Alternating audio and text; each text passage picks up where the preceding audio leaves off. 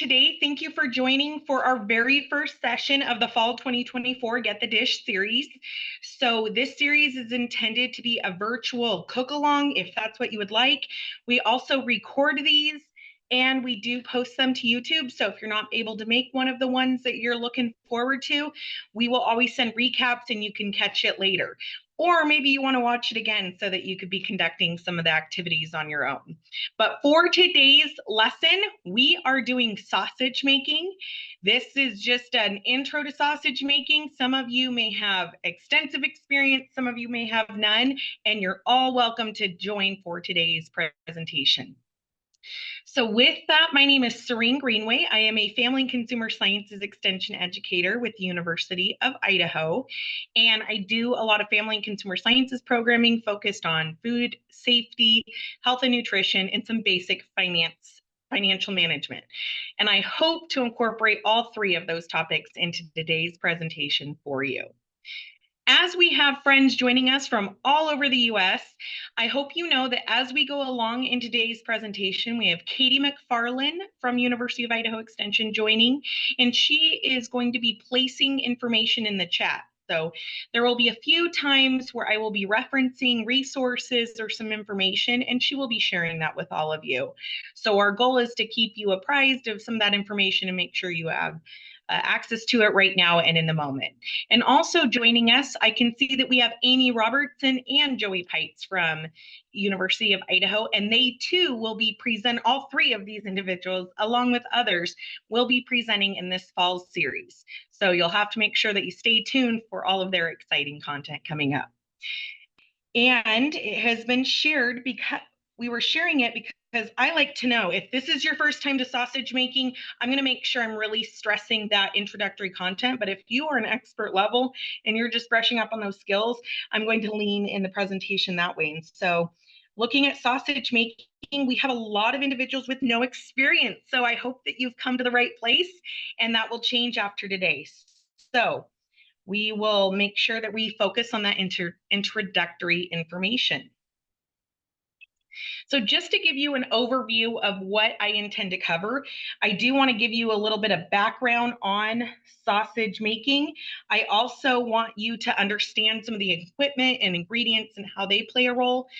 Also, some tips and tricks along the lines of meat selection and that preparation and handling of it, how seasoning and flavoring can play in, even stuffing your sausage stuffer or the casings you select, some of the cooking techniques once you're done with that sausage, and then how you should be storing and serving that. And then I will actually do a demonstration. So if you registered prior to today, you have received an email from me with a recipe that we are going to be talking about and walking through today. So hopefully you will see how everything ties into one at the end, and then we'll also leave some time for questions and answers. So just to give you a background of sausage making, it actually comes from a Latin term, salsus, meaning salted.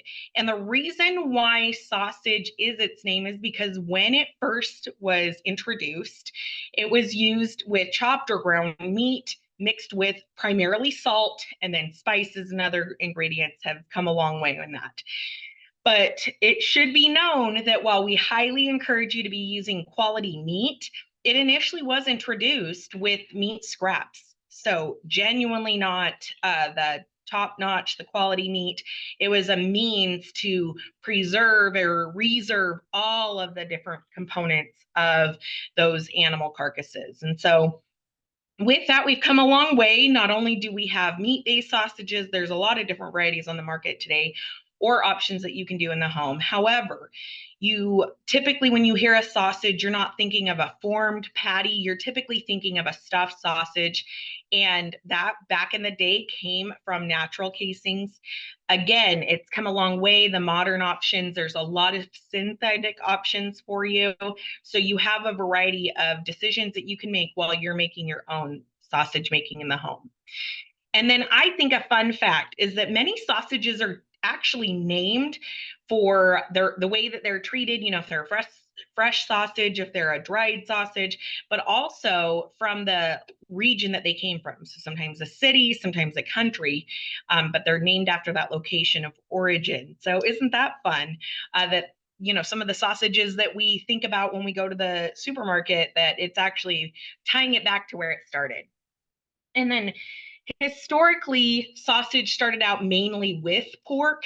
It was a lot because of the meat, the actual taste of the meat, the way that animal had a lot of fat content that could be mixed in. So there were several factors, but it also provided that subtle flavor that could be adapted with salt, with seasonings and spices. And so that's the most historical method or traditional method. However, you can use any kind of meat today. So we have a lot of sausages that can be made with all beef. We have some with chicken or other poultry. So there's a lot of options available. But the most traditional thing that you might think of is maybe a breakfast sausage.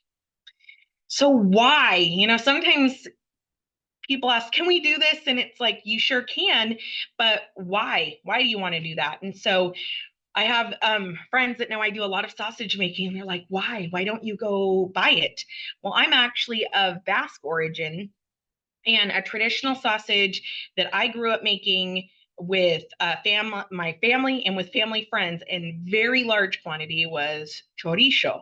And chorizo it's known as a Mexican sausage, but there's also a Basque sausage and very different flavor profiles. However, the reason why we grew up making it was because my father came from a very farm focused background, and so he grew up making chorizo sausage. And then that was something we did when I was a kid. And it was also not the easiest to source. And so that was the primary reason growing up that I was always making chorizo with my family. Now I do it out of tradition, trying to retain some of that cultural background. But also, it's still hard to acquire in my region, even though we have a high Basque population. So thinking of your origins, maybe there's a sausage that you like, but it's maybe not the easiest to source at your local retailers. Maybe you want to look into how you could make that at home. Other reasons that can be really beneficial are that you can know what is in your food. So maybe you have sensitivities, allergies, some intolerances. Maybe you're trying to be mindful of sodium. That's a big one. And we get that quite a bit when we're talking about sausage making, because as I shared, at the foundation, that's how it started, was with meat and some salt. And that's how it's tied to its name. However, by making it yourself, you can control those ingredients. You want to be mindful as you're controlling those, because depending on the type of sausage that you're making, salt does play a crucial safety role. It contributes to the quality, the texture, all of those components, but actually safety, which not everyone realizes.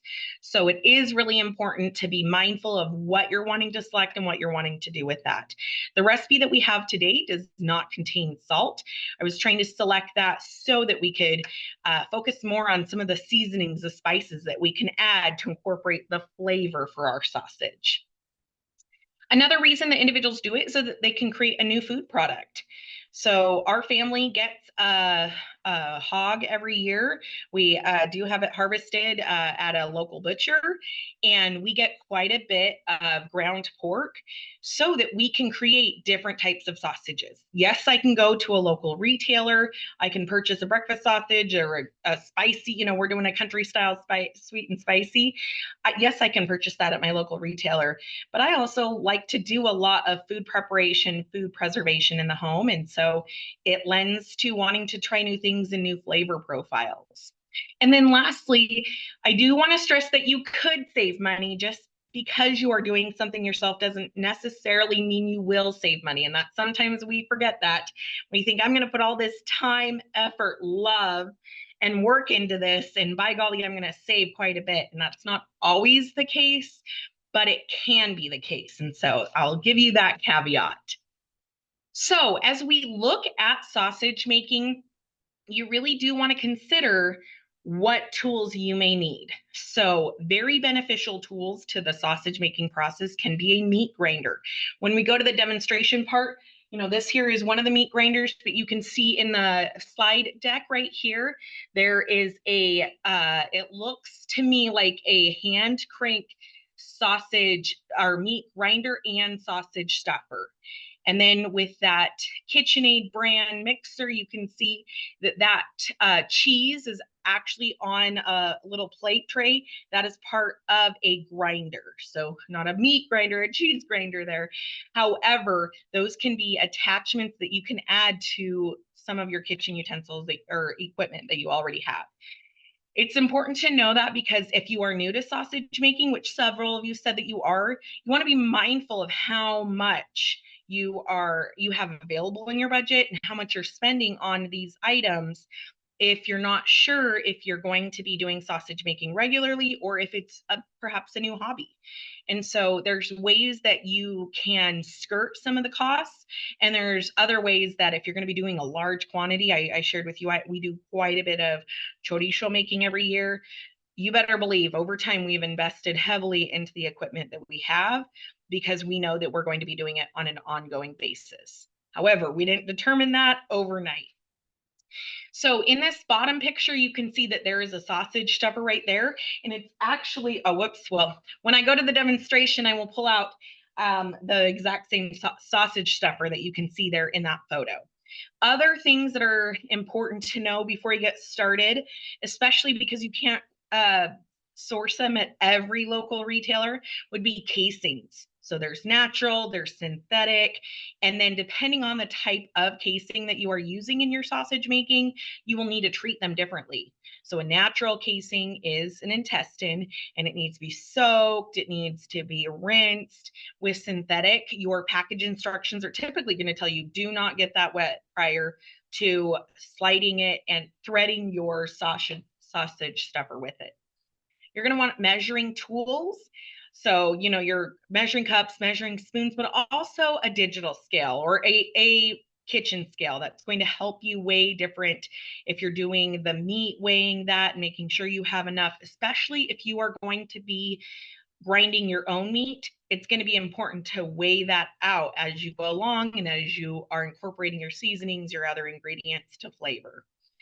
Sharp knives are extremely critical in this process, especially if you are going to be slicing your own meat. Having the right equipment or the right utensils is really critical in making that an easier process rather than, a lot of effort or like potentially damaging, some of or straining some of your hand muscles as you go throughout the process, especially if you're doing a lot. And then a thermometer is important to have because we do not recommend to just eyeball as you are cooking, as you're heat treating your food, to actually register the appropriate temperature, making sure it's adequate as you're following your recipes. As I have shared, ingredients are key. And while we highly recommend high quality meat, whether you're doing your pork, beef, chicken, other poultry, other ingredients, maybe you're doing a mixture of a meat and a meat protein and maybe a potato, so a root vegetable. I know that's a common sausage. You want to start with quality products. You're not going to be increasing the quality of the food that you are preparing, and that's important to note. So if you have meat that is about to go bad, we don't recommend that you use that in sausage making because about to go bad could actually lend to you getting sick from that food if it is reaching that spoilage point. And I know that you're saying, but wait, the first foundation of sausage making was from the remnants. Well, we've come a long way. And remember that, yes, you can use remnants. However, and I know that in some cultures, it's very common to this day to use leftovers, grind them up because it's in a form that your body can digest that. However, it may not be desirable to you. You need to consider not only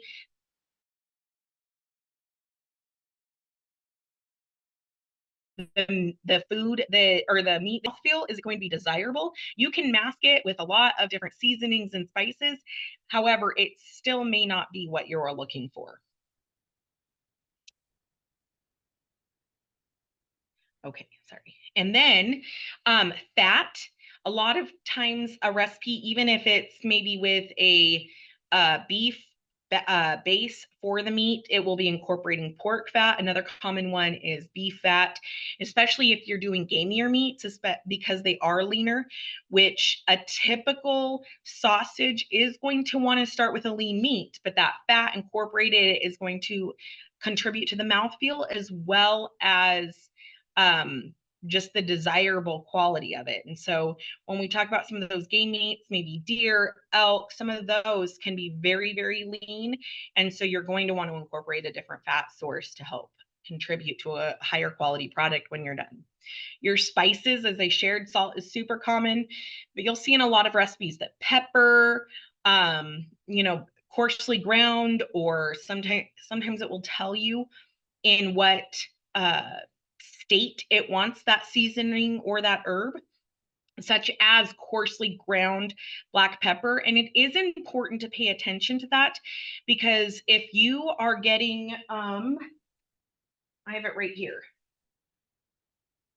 So if you have thyme, and I have no idea if you can see me, but this is a thyme that's been nice and ground. This is thyme leaves.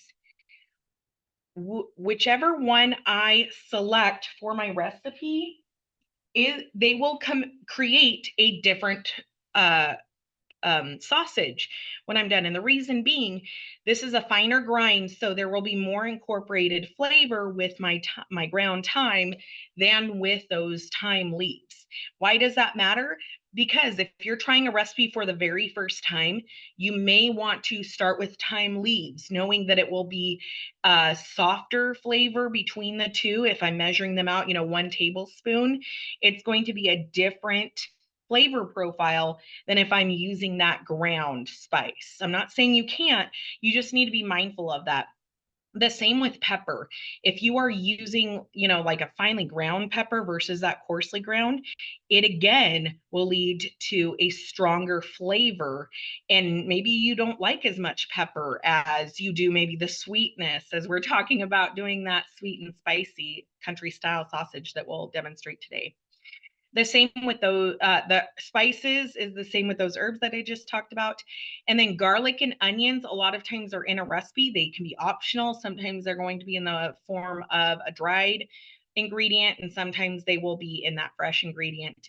And then again, casings, which can be optional, because while I'm going to be demonstrating stuffing a sausage stuffer and actually cranking, I can also make the same recipe that we're going to demonstrate today, and I can form them into patties. So I don't need to have my sausage stuffer. I don't need to have that casing. However, perhaps I want that. Maybe I want to have this available to later throw out on the grill. It's going to be a different method, but it's going to lend to the same end product, but which form do I want it in? Again, with those spices, it's really encouraged to maybe start with a basic seasoning blend. I know that over time, my husband and I have really we have some hit and miss. We actually just ate some sausage over the weekend, and I said, I just don't like this one. He goes, yep, not my favorite. And so we like to try new recipes, and then we like to take note. Okay, we really liked that one. Or in this case, we have noted we do not like this one. Maybe we'll try it fresh, but we actually did a sausage where we made it and we smoked it and then we froze it. And now as we're pulling it out, we're like, nope, I think the smoking component was too much for it. So with that, as you are experimenting, you might want to do that in smaller quantities so that you're not making large batches of something that you're not a fan of. In our case, we've opened a couple of packages that we're like, that was a mistake.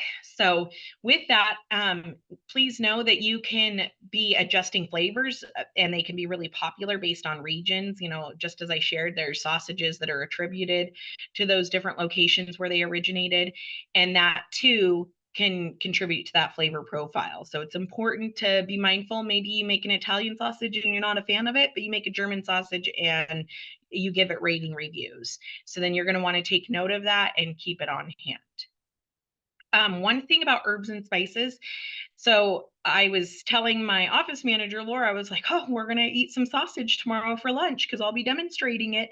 And she goes, oh, I don't like spicy. That's another great reason that you can make your own sausage. You can be controlling that flavor profile. So, knowing that Laura isn't a fan of spicy, I selected a paprika, so a milder dried pepper, ground pepper that I'm using in the recipe today. However, if I were making this at home, I might go a little spicier. I might do maybe a little cayenne in there, or maybe some chili powder to kick up some heat a little bit. And so that's something that you can control that as you're at home and making those adjustments. As I shared with the casings, there's different types that you can source. But again, you're going to want to have those before you get started. I can't run to my local retailer and they have them on hand. I do have to go to specialty stores. So a lot of outdoor or sports stores do carry these, or sometimes they only carry them seasonally, which was really common last year when I was doing a lot of sausage making. I was teaching some classes at the tail end of the desirable spring or winter season. We were going into spring, and about that time, retailers were starting to pull these items off the shelf. And so I was having a really hard time sourcing, and I wanted to have some real casing, some natural casing. And so I was really struggling to find that, but I had no problem finding that synthetic, which was not what I was desiring. But the top photo that you can see here on this slide is that synthetic casing. As you look at it, it looks a little paper or wrinkly or dry. And that is very common. And as I shared, typically the package is going to tell you for that brand to not pre moisten that casing, that it's intended to be dry as you thread it onto your sausage stuffer.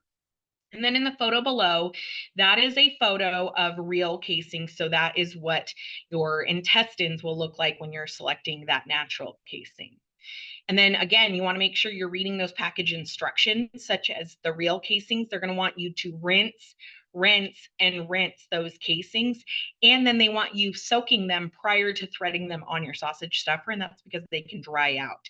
And it's so that they won't rip when they dry out. There's a reason I didn't do a pseudo thread for you just so it would be ready to go and I wouldn't have any issues threading that on, is because while I'm talking to you today before I get to that demo, it could dry out and it could break as I'm trying to show you how to do that.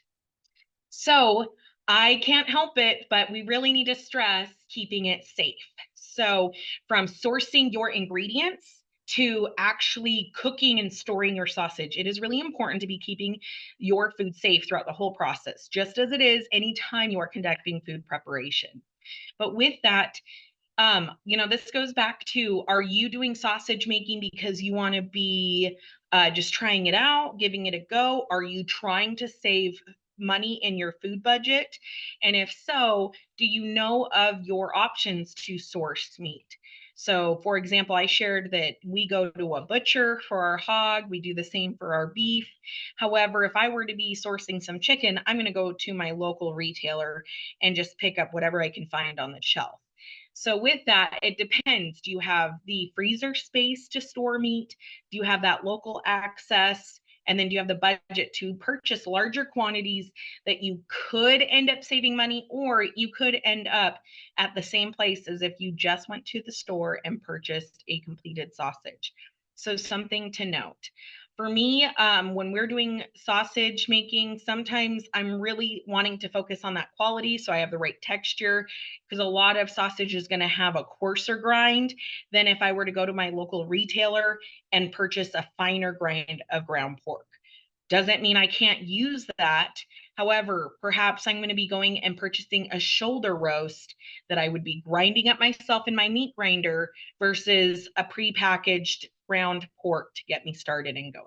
It really depends. Prep and handling, you want to make sure that you are wiping down your surfaces.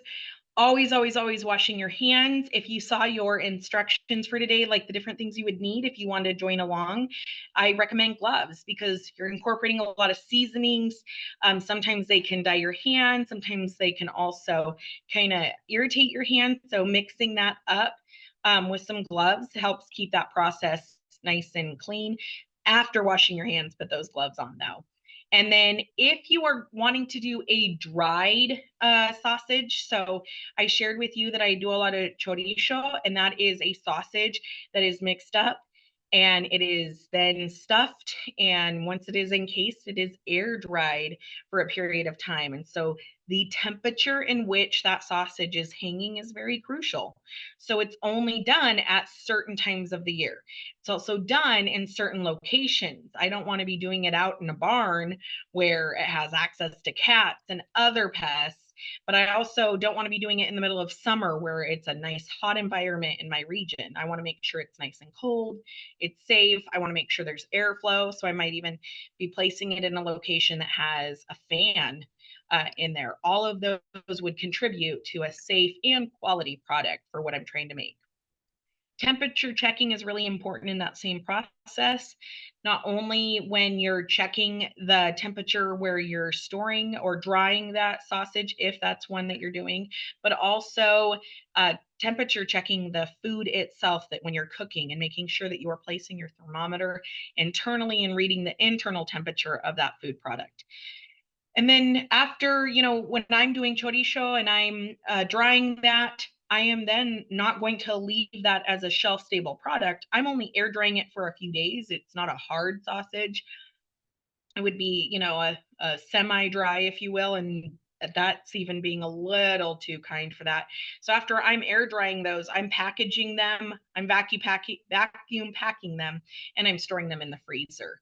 And then when we're ready to consume those, I'm opening up that package. I am cooking them. I'm maybe frying them up, but I am still cooking them, even though they've been air dried. They're not safe to consume without that cooking step. And I am temperature checking to make sure that the sausages I put on the breakfast table for my children are safe to consume. So another really important factor is not only where you're sourcing your meat, but how you're handling that, even in the preparation. Use ice cubes. That is lending to keeping that meat in your meat. Ice cubes, ice water. Maybe you have a recipe where it really needs some liquid in there to help bind the recipe with the seasonings and spices that you're incorporating with that meat. But it'll tell you to be doing ice water because you want to keep that meat nice and cold, not only so that it's safe, but also as you're running it through your meat grinder, as you're working it through your sausage stuffer, having a colder meat will help it go through easier. If it starts to heat up, it can actually become gummy. It can clog up your meat grinder as you're trying to grind up that fat with the meat. So it's really important to be moving quickly and treating it appropriately. As I do my demonstration, everything is either in the freezer or in the fridge right now. I don't have it out while I'm talking to you. I want it as cold as possible because it's a demonstration, but I still want to be using all of these practices. And then you want to make sure that any containers that you are using are food grade. I've worked with a lot of people over the years that have used some very large containers that are not food grade, and that can be a safety component of your recipe. And so you want to ensure that what you are using is food grade and that it hasn't had anything else in it, so that it's only had food stored in it previously, and that you're washing in between uses as well. And then when you are cooking your sausage, you do want to make sure you're cooking it to that safe minimum internal temperature. So as I've shared, you do not need a sausage stuffer. However, you will if you want to make nice stuffed sausages. If not, you can always form them. You can always form patties. You can use some parchment paper. You can then use freezer paper or in freezer grade plastic bags for vacuum sealing. But you have a lot of options, but you do want to make sure that if you are going with a sausage stuffer, that you have your casing, you've treated it appropriately, you're putting it on correctly. And remember, as you are trying to stuff those sausages, you can get a lot of air pockets. So you want to be mindful to try to have as few air pockets as possible. And that can include using a sausage pricker. Something I did growing up is we always use needles. So I, to this day, use needles, even though we have sausage prickers. I think the needles work better. And so we're trying to remove those air pockets. So we're going to have a nice, as I'm semi-drying mine, we're not going to have air pockets in those. And so it lends to a less desirable quality and could contribute to some safety issues. With that, you can also tie off your links, or you can do a twist method, you can do a tie method. I, out of just habit. We tie them off. And so making sure you have that food grade twine available to use as you're going through the process. And then again, if you're hanging or you're going to dry them or you're going to smoke them, all factors that you should be considering, and then making sure throughout that process you are treating them appropriately. If you're smoking them and you're just doing an infuse, just trying to incorporate some flavor rather than actually smoking them to doneness, you want to make sure you're still cooling those down appropriately and quickly. And then how are you going to store those when you're done making them? When it is time to cook those sausages, as I shared, whether you're grilling, you're pan frying, you're boiling, you're smoking, whatever method that you want to use, but before you are consuming them, you do want to check that internal temperature. And then a lot of sausages are going to benefit from having a resting period, just as we would with a lot of our beef cuts or our pork cuts, like steaks or chops. Just as those benefit from a resting period, so do our sausages. And then you want to make sure that if you are refrigerating those, we have the 4-day rule, meaning that we want you to be refrigerating for only up to 4 days. If you're not going to be consuming your sausages within that 4-day period, perhaps you plan ahead, and instead of waiting till that 4th day, you go ahead and you make them and you freeze them up. I shared with you, we do a large quantity. We are freezing up everything. That is always our initial plan. And we have any leftover, then we're cooking them up, and that's dinner after all that work. And so you want to be mindful of that. And then you want to be careful of how long you're storing them. Like I said, if they're going in the refrigerator, that you're not keeping them in that refrigerator for the next 2 weeks. No, we recommend 4 days or less. So I shared with you at the top that sausage making can save money, but as I've gone along now, I've talked about a meat grinder, a sausage stuffer. I've talked about sourcing that meat and going to a local butcher. It can be a larger initial investment than if I'm going to my local retailer, but I could also be buying a larger quantity. So it really matters, what do you have available to you? Again, you can be saving money by doing some of these factors by yourself, especially in a larger quantity, but not always. This is where I shared with you that growing up, we did chorizos with, it was my family, another family, and another family. And so we were all really good friends, and we did a large quantity. We did harvest several hogs. It was quite the process that took a couple of weeks to get everything done between all of the different components. We were very mindful of a lot of the different components of the carcass. And so we did more than just sausage making with these things. And so it's important to know, are you only wanting that ground pork? Can you get enough quantity? Can you go to a restaurant supply store for it? Is it going to be ground to a desirable consistency? Or are you going to need to go buy those pork shoulders or that pork butt to then grind yourself? The same with your beef. So components to consider. Maybe you have access, maybe you're a game hunter and you were able to acquire a deer, but do you have access to fat that you want to infuse to make sausage? Another thing to consider. Other options would be maybe you have that animal and you are having a butcher create your sausage, maybe keeping you out of it, but getting that sausage that you like. However, are you wanting to control components of your diet? And that is why you're interested in sausage making. So maybe you have some high blood pressure or hypertension, and maybe you need to be really mindful of your sodium intake to help contribute to reducing that. That is where you can be controlling the ingredients that are going in. You can select lower sodium recipes or trying to bring out some additional flavor with those seasoning and spices. So I really want to hit home that it's really important to start with washing your hands first, making sure all of your surfaces are wiped down and sanitized, and that you're keeping them clean throughout that process, and that you're moving quickly throughout the process, because remember, that meat does need to stay cold. You can sanitize your surfaces with a diluted chlorine bleach solution. So that's 1 tablespoon of the chlorine bleach per gallon of your water. And so you go ahead and you wipe down your surfaces, you let it air dry, and then you're ready to come and get to work. As you go along the process of sausage making, I really want you to stop and think. making sure you're not leaving that food at room temperature for prolonged periods of time, that you're treating that food appropriately. Hot food's hot, cold food's cold. And then making sure that you know that just because you're doing sausage making, if you start with a questionable food, it is not going to make that process going through the process will not make it any safer, and that you can actually have pathogens continue to grow throughout your process. So be mindful of that. Don't guess. Whether you're doing a chicken or turkey sausage or beef or pork, whatever sausage that you are doing, still make sure that you are checking the internal temperature of that food by using a thermometer rather than just guessing. With that, I'm going to transition to our demonstration. There's more still to come. There's still going to be time for us to do we have some time for questions and answers. If you have any questions, any burning questions right now, please feel free to, there is a Q&A section along the bottom ribbon of your screen that you can type them in.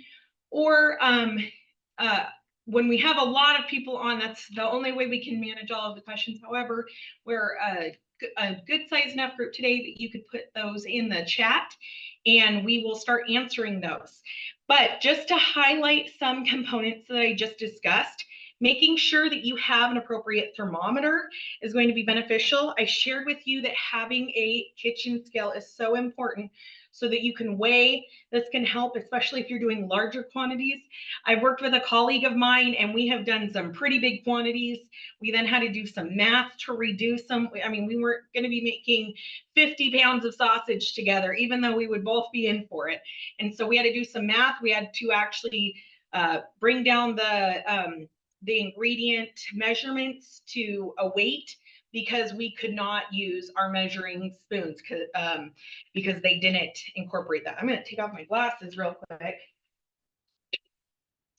So with that, having your kitchen scale, having that thermometer, and keeping an eye on those things as you go along. One thing that I shared with you is that by making your own sausage, you can be controlling that sodium that you placed in there. A lot of times when a recipe does call for salt, they're going to be referring to a kosher salt. It is a coarser type of grind on that salt.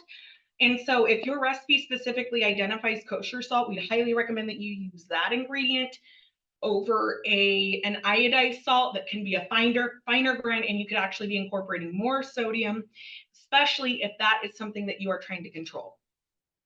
Another thing that is really important is some of your recipes are going to have, they're going to call for like sodium nitrate or some other ingredients, nitrate salt. You want to be mindful with those.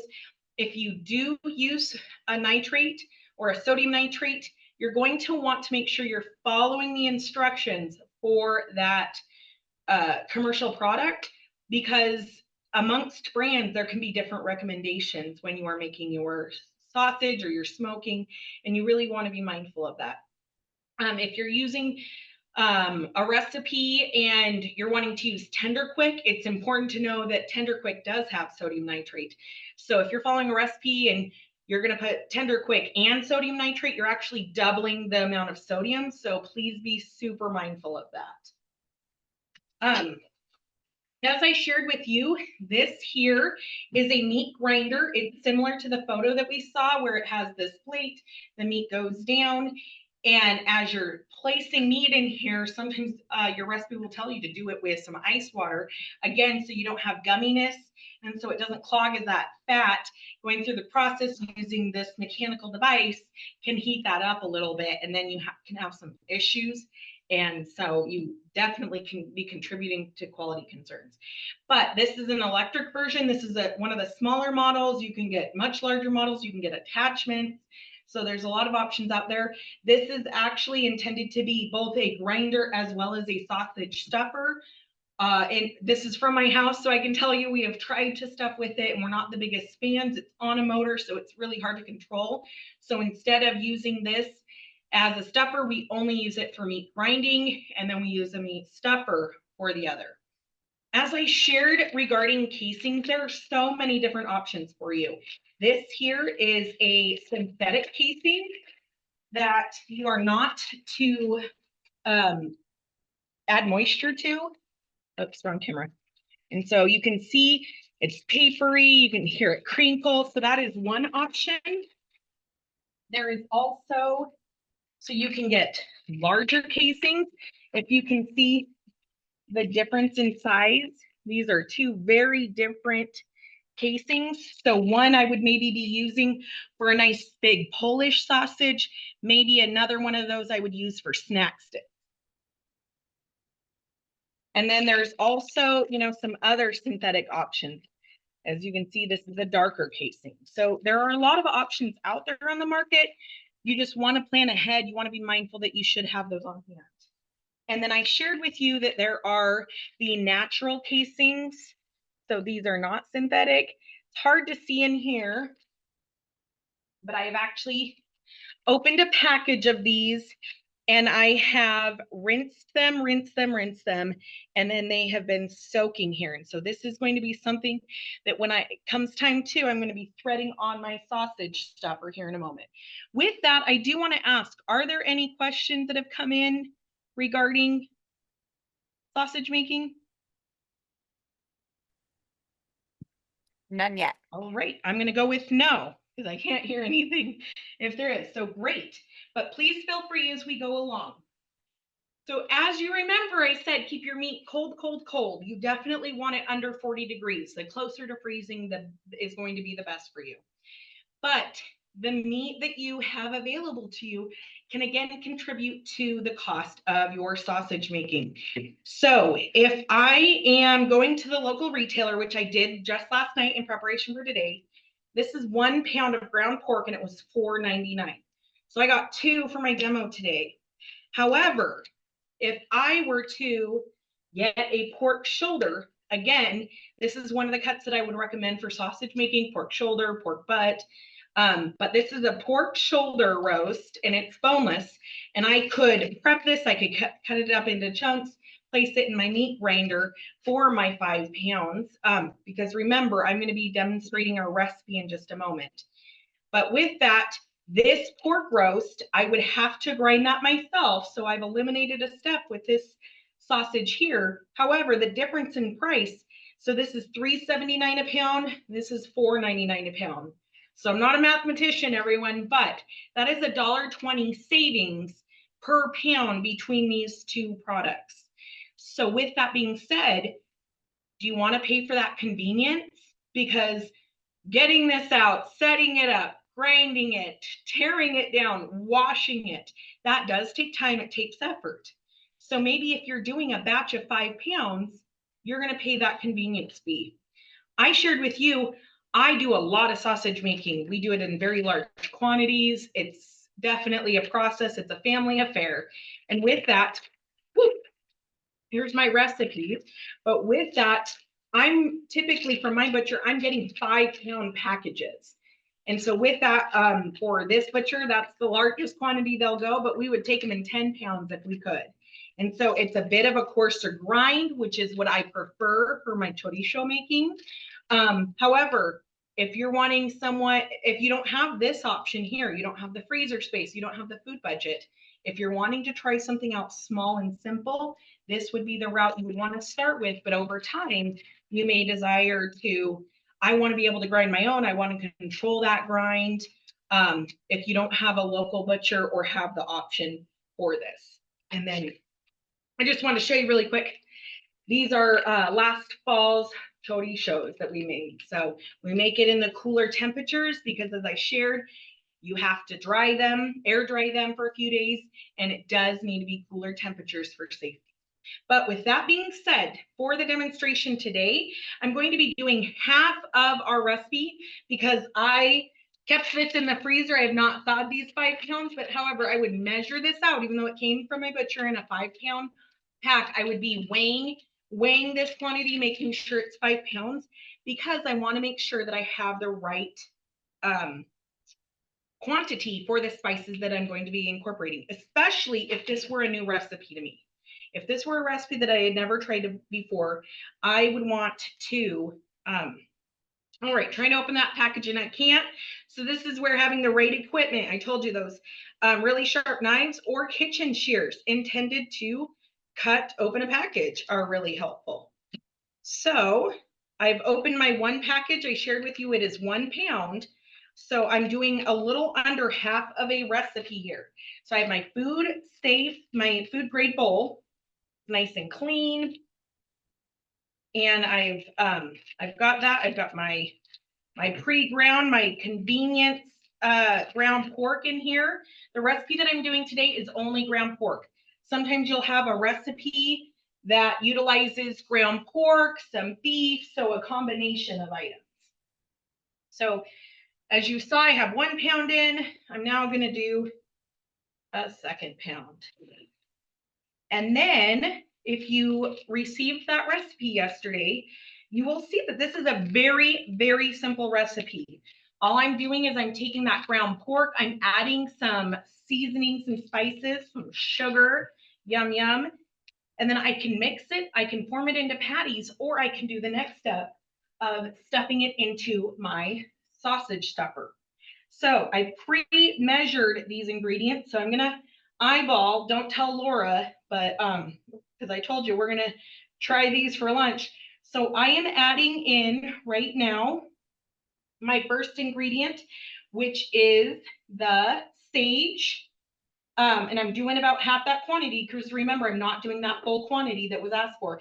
And I don't want to overdo it with these seasonings. I have made this recipe before. Big fan, a big fan because I have children. And so I can lighten up some of the pepper seasonings. It also doesn't have that salt.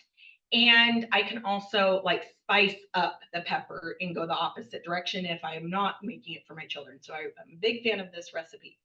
So now I'm adding in thyme. According to the recipe, it asks for summer savory, not something that I know how to access.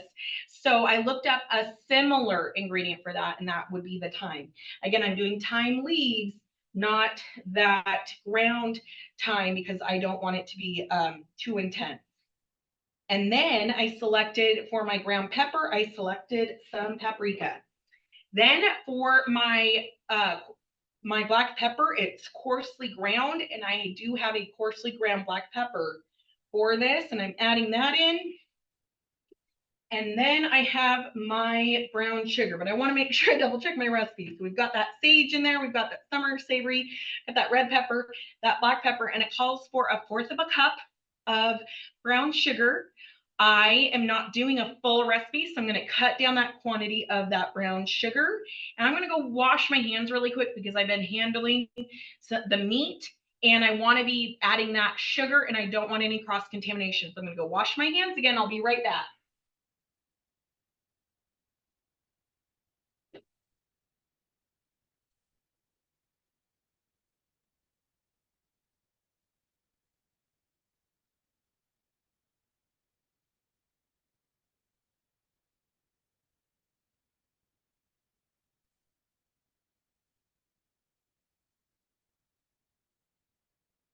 Okay, my friends, I am back.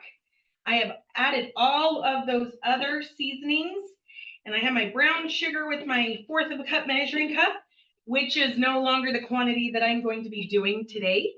So I'm going to switch that up and find out where I put my measuring spoon. Oh, shucks. I don't know where I hid them.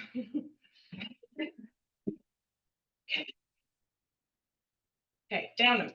So I'm going to start with just 1 tablespoon of brown, well, do a tablespoon and a half. And so with that, I don't want to add too much sugar. I want to be mindful of my sugar, of my sodium. And that's where I am making the sausage so I can adjust those ingredients. And so now I have those gloves because like I shared, there is some ground pepper in there and I don't want to stain my hands. I also want to make sure I'm just being mindful as I go through and I'll be handling this meat and then I'll be threading my casing onto my stuffer and then stuffing this meat. So with that, I've got it all in the bowl and I'm just going to mix this up. So this is just 2 pounds. And as you are doing sausage making, something that can be really beneficial is tasting as you go along.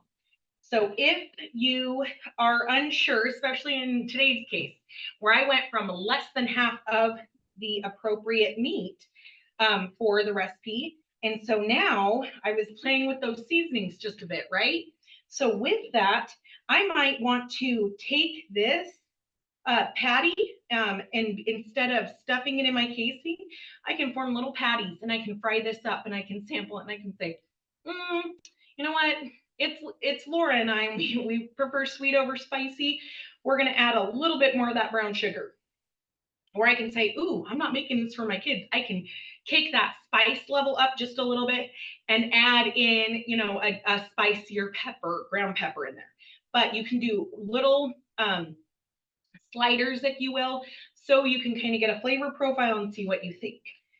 Please know that if you're doing a sausage and you sample it, you fry it up, and then you stuff it, and then you smoke it, it will completely change the flavor profile. I cannot stress that enough to you.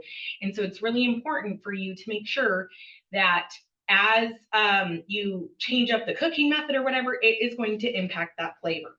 So now I have it nice and mixed up. So now I'm going to come over here and turn this. I hope everyone can still see. Oh, shucks. And can we all see? I am going to take those casings. These are those real casings, and I'm going to thread them on to the sausage stuffer. Again, I have rinsed them, and rinsed them. And then I have been soaking them during this presentation. So I'm taking my sausage stuffer at the intended width that I want, because I showed you some synthetic casings that had, you know, some different widths. And so I want to make sure I'm choosing the right sausage stuffer tube for this process. So here's the real deal. Am I finding it to thread it for you all? Oh my golly.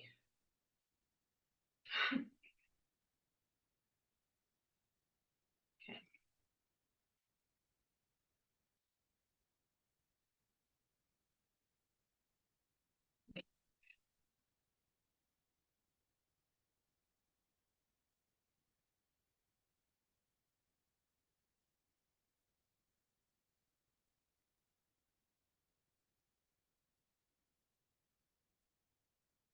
Is anyone joining us live and making sausage at home with the recipe, with their sausage stuffer, their casing?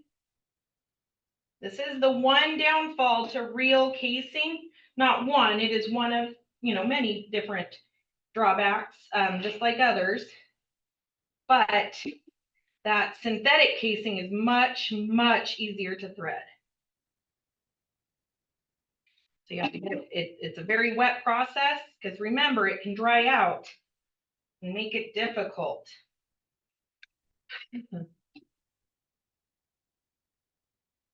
So Katie or Amy or Joey, have you ever done sausage making? I have not. What?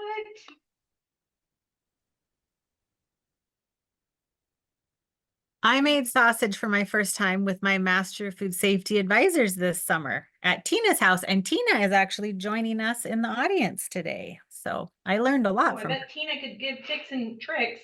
I don't think I got my tube wet enough, even though I got it threaded on. Now I've ripped it. So, darn it. I am going to select a smaller tube. What's nice about these, this is one that we purchased for work, but I have the same brand in a larger version at home. Tried and true.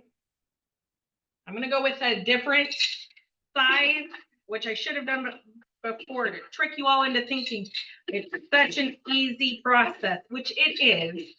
It's just sometimes when you're doing it by yourself or you're doing it on the go, We're in front of a live audience.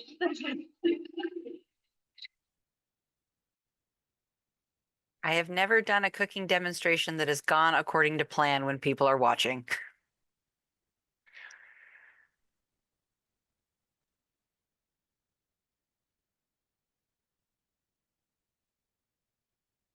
Okay. So what I did was I changed my tube to a smaller one to make it easier to thread. And I got it wet immediately because I ripped the darn thing. Doesn't want to go on. Okay. Alrighty. See, I should have just fooled you from the get, everyone. So I'm threading it on, and then a lot of times people can tie off. If people do the twist method for sausage making, they are twisting their casing. I am a twiner, born and raised, so I like to use kitchen twine to tie off my end. And then I do tie off with the sausages that we make, I tie them off. Okay, I'm gonna come back around, everyone. So I shared with you that you can get a sausage pricker, but I prefer a needle. And so even though I just threaded this on, I can already see a couple air bubbles that I want to get out of there because I want the sausage to be nice and tight, or the casing to be nice and tight around my sausage in here. So I'm going to now take that mixture. I'm going to stuff it in my sausage stuffer, and you're going to watch as we encase a couple pounds of some pork. So as we go through, and this is where having someone else helping you can be really critical. Remember, the needle that I'm using has been sanitized, so everything has been washed down. I am treating everything appropriately because I want to have safe product. So, and if I'd been thinking I wouldn't have tied this off before cranking it down, remember I want a nice tight seal or nice tight fit with my casing, and now I'm currently blowing air into it because I just got excited for you all.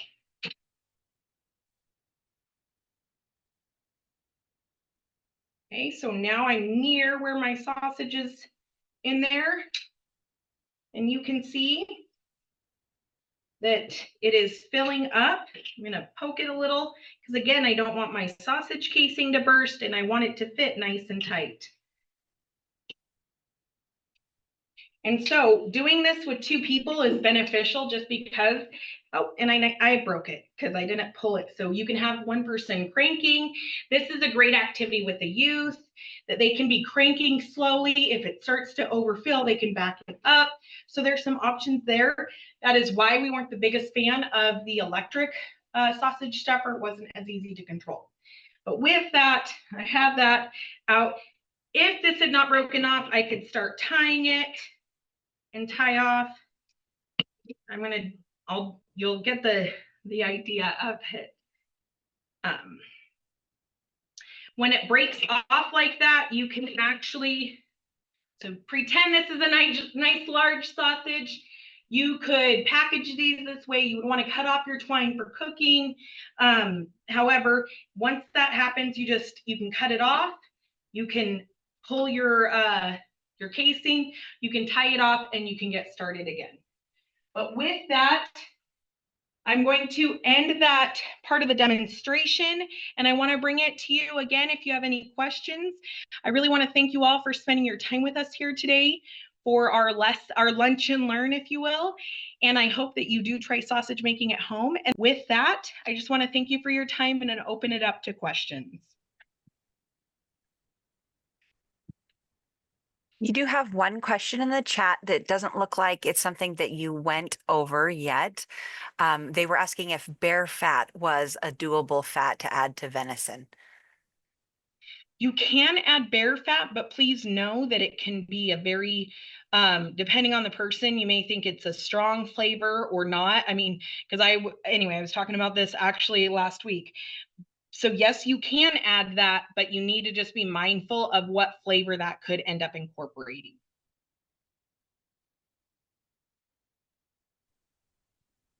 Thank you everyone for your time. I hope that we see you back next week with Avoid Portion Distortion with our team member Keyshawn Thomas from University of Georgia. I hope that we do see you at future classes, and I'm so sorry I couldn't hear the way I was set up. So I hope that you, if you have not registered, that you know it's just a really quick link to register for some. All of the upcoming workshops, they are not intended to build on one another, so you can come to one, some, or all of them coming up.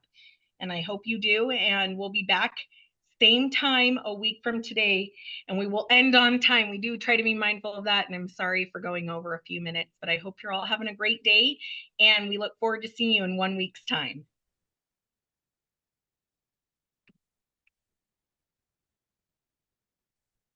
Thank you and have a great day.